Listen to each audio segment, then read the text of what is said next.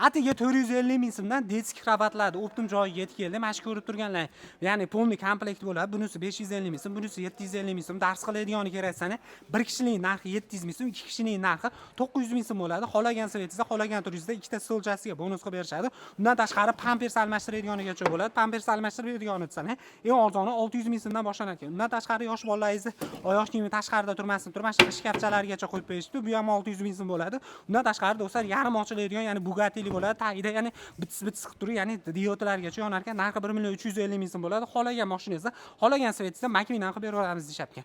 Manejlari ham bor ekan, do'stlar. Manejlarning eng arzon narxi do'stlar 1 million 300 ming so'mdan boshlanadi ekan. Komplektning ichida mana shunaqa narsalar bor ekan.